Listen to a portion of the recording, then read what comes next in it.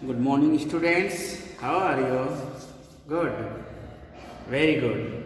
So, students, as you know, your history is going on, and in history, chapter 6, new questions and ideas. This chapter is going on, and in this chapter, we are knowing about different religions and mainly Buddhism and Jainism. And in detail, we are discussing about new questions and ideas. So students, such as in the last class we have discussed about Jainism and so many points, so many topics we have noted, and with this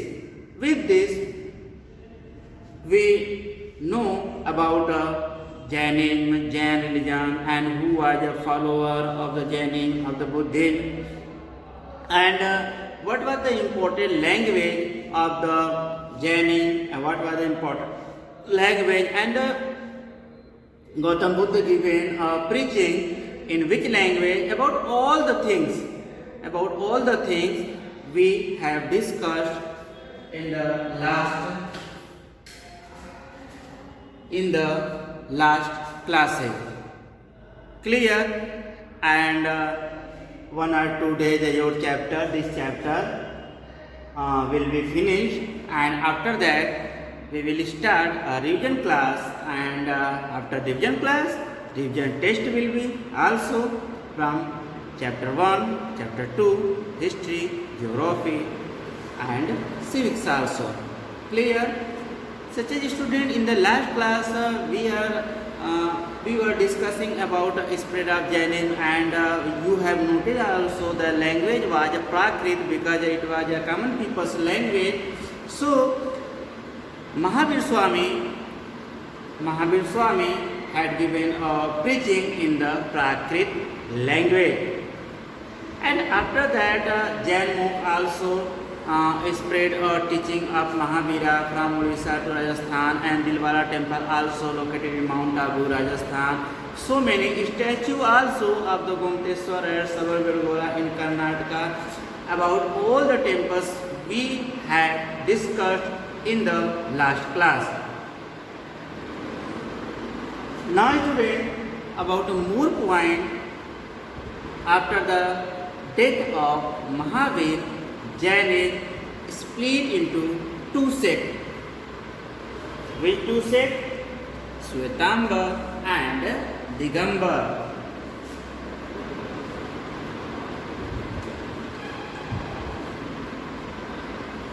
After the death of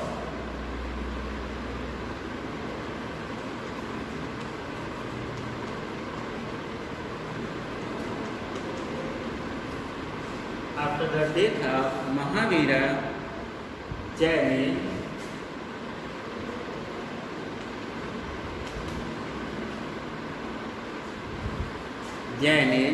split. What is the meaning of split? Means it's divided. Split means dividation. Divide होना, बंटवारा. Split into two sects. Split into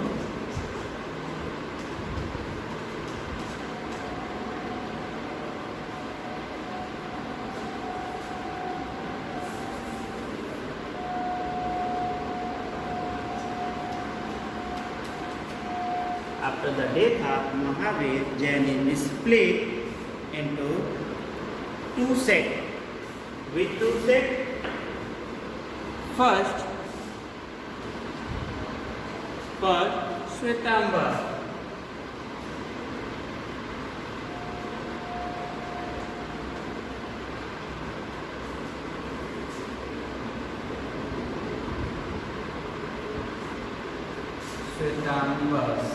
And number 2, such as I told, Digambars.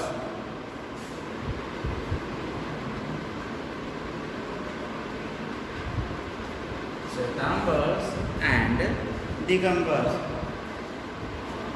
The Jainism is split into two sects, Shwetambar and Digambar. So you have to know the difference What is the difference between Shwetambar and Digambars? You know, the Shwetambar wore white cloth.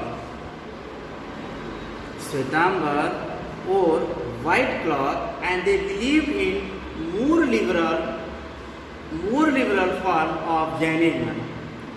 Wearing a white cloth and more liberal form of Jainism, and today Shwetambar Jainism is more popular. Today Shwetambar Jainism is more popular. Clear? They wearing a white cloth and more liberal. They were more liberal, and today also popular Shwetambar Jainism. Now Digambars. Listen, student, carefully. Now Digambars. The Digambar were sky-clad. The Digambar were sky-clad. They did not wear any cloth. Means they lived without cloth. Without a single cloth. They lived and roaming everywhere without cloth. So Digambar were sky-clad. They did not wear any cloth. Digambar followed a more austere life, and they followed the original teaching of Mahavira. They followed the original teaching of Mahavira. Jainism, however, did not spread as much as Buddhism. The main difference between the Buddhism and Jainism: Buddhism more and more popular than the Jainism. Buddhism became more popular, and Jainism was mostly followed by traders. Jainism was mostly followed by traders, and it's difficult for farmers. Means the rules and regulations of the Jainism, it was followed by farmers. Very difficult. With farmers, not only farmers, with farmers, artisans also, craftsmen to follow Jainism. Farmers were required to kill insects. Farmers were required to kill insects and pests to protect their crops. Now,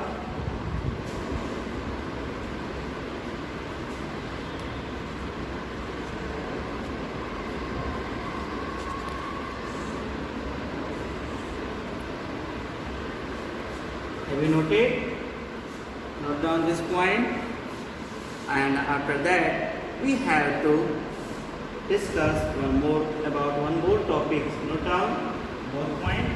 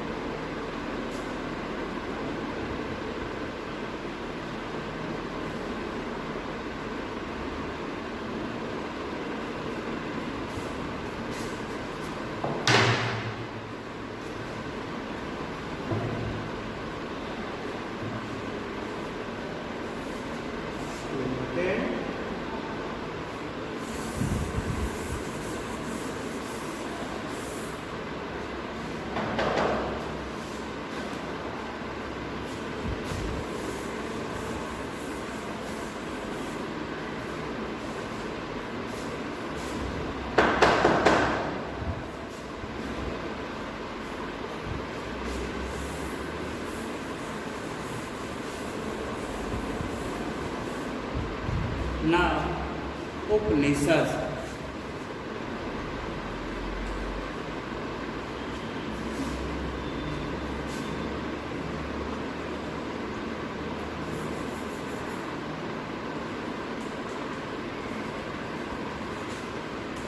Upanishads.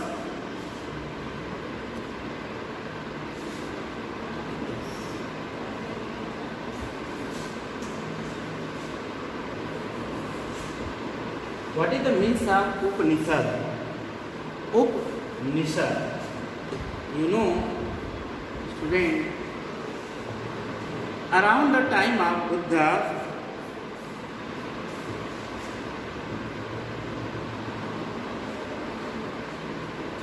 around the time of Buddha and Mahavira, there were other thinkers too who felt the need for a change and question some of the practices going on in Indian society. Means they feel some changes, and according to them, there will be some changes in the Indian society. Upanishad composed around 600 BC.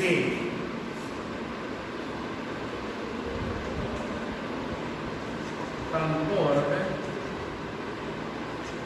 around 600 BC.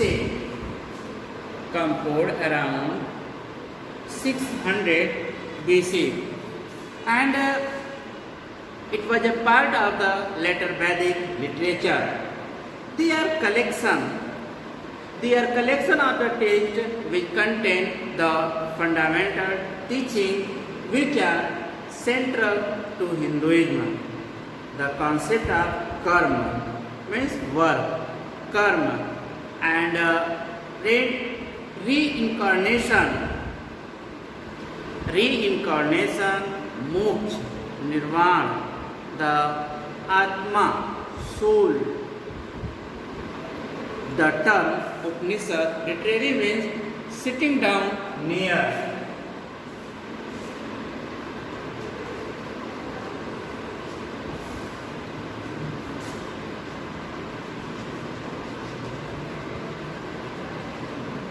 Literally means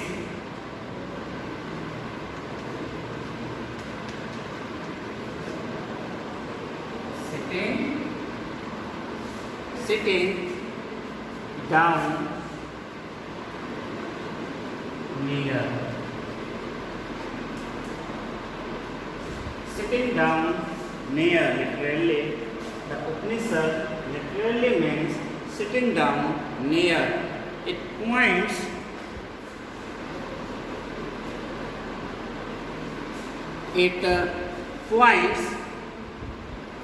to period when groups of people sat near the teacher. When we are talking about the earlier time when people sit near to the guru, teacher, and learn from him sitting in the forest or ashram. Means we are talking about a Gurukul, about the earlier time when pupil left the houses and went in the forest, ashram, Gurukul, and sitting near to the teacher and take education. Mood Upanishad thinker were men, especially Brahman and Rajas. And occasionally there is a mention of women thinkers such as Gargi.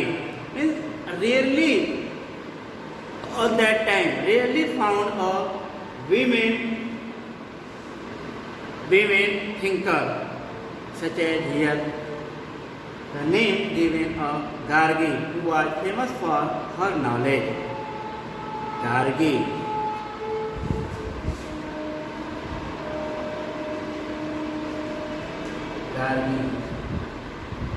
A woman thinker who was very knowledgeable, and she gifted to so much Brahmars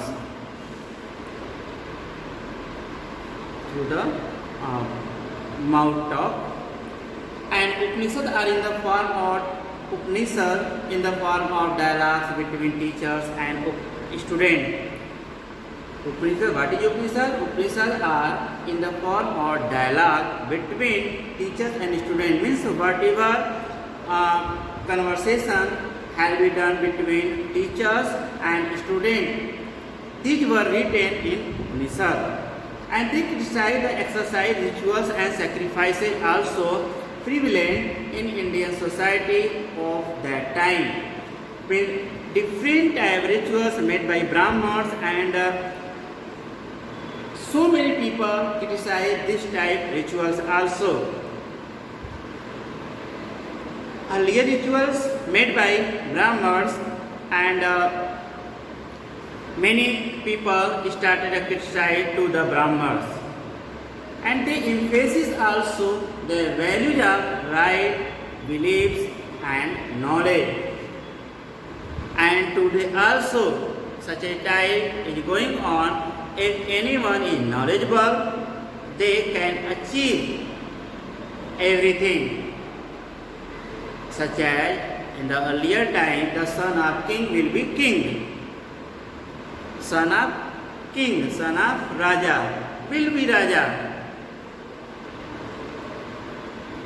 Otherwise, neither he is knowledgeable or not knowledgeable, murk, but he or she will be king, queen. No. People started emphasis on the belief and knowledge, and they started giving a value of such a person who having beliefs and knowledge. Clear, student? So student, in this way, your chapter, very lengthy chapter, you can say chapter 6, new questions and ideas, this chapter has been finished. Chapter 6, new questions and ideas from history, this chapter has been finished, and question answer also you will get through PDF in a group, and after that we will start revision, and revision test also, worksheet also will be there, one word question answer will be there, and one more thing, one story has been given in your book, The Wild Baker.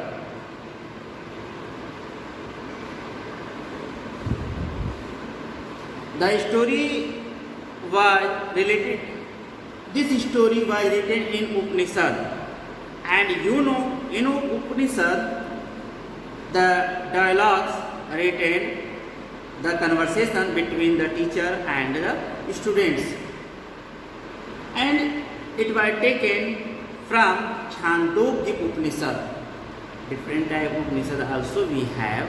From Chandogya Upanishad, the story has been taken. The Wild Baker. Firstly, I will notate this point. Note down.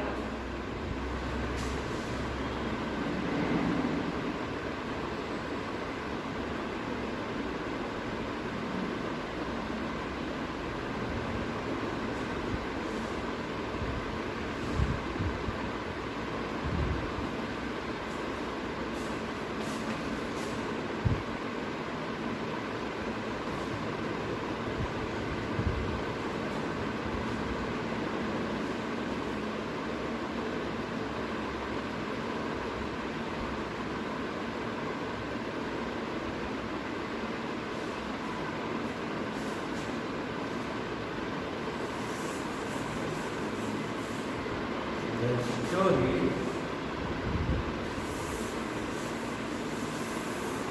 of Wild Beggar.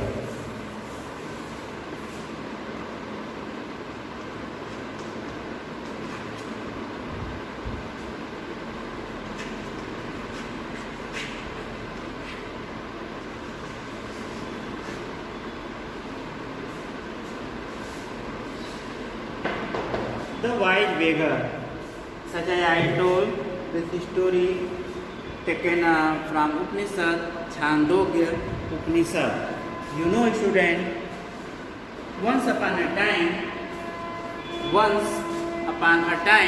there were two sages named, sage means monk, sadhu. There were two sages named Saunaka and Avipratrin. Saunaka and Abhipratarin. One day, when they sat down to eat, one day he sat down to eat, a beggar came and asked for some food. A beggar came there and asked for some food. We cannot spare food for you. Means the sage told that we cannot spare food for you. We said Shaunaka. Shaunaka said, we cannot spare food for you. Learned, sirs, whom do you worship? The beggar asked. Beggar asked to Shaunaka that, whom do you worship? Whom do you worship? The Abhipratarin means the second sage, Abhipratarin replied, the universal soul. When beggar asked that, whom do you worship? The replied by Abhipratarin, the universal soul. The means that you know that the universal soul fills the entire world. Yes, we know that. The sage replied, if the universal soul fills the whole world, if the universal soul fills the whole world, I am also a part of the world and fill me too, the beggar said. Means if you worship the universal soul and I am a part of this universal soul and you feel to this universal soul, I am a part of universal soul, so give me food. Who said? Beggar said. You speak the truth. Young Brahman said, the sage, by not giving me food, you are actually denying food to the universal soul. Means beggar said, you are not denying to me, you are denying to universal soul. The sage realized the truth in what the beggar said and gave him food. Dear student, this story has been given in your book and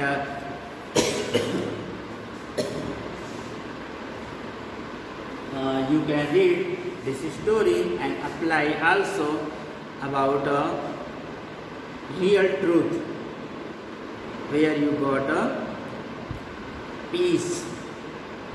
So student, your chapter has been finished and note down homework.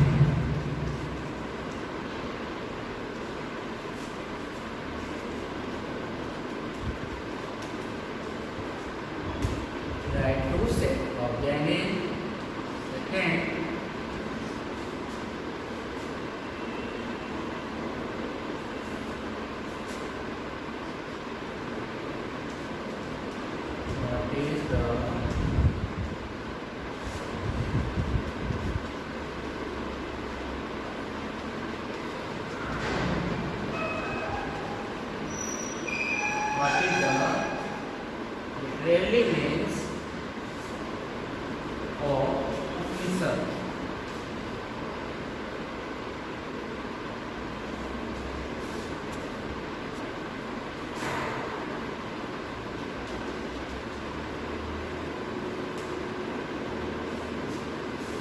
What is the literally means of research?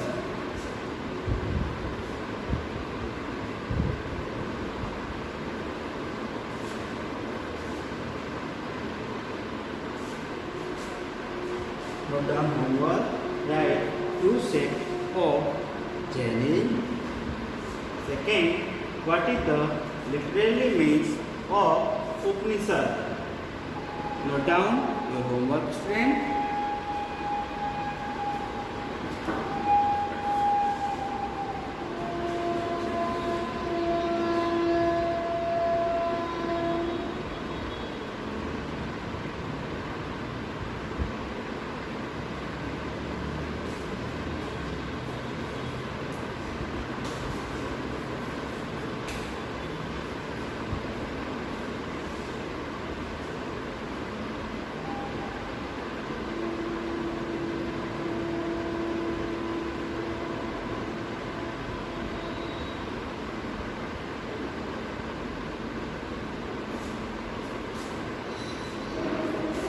noted student homework?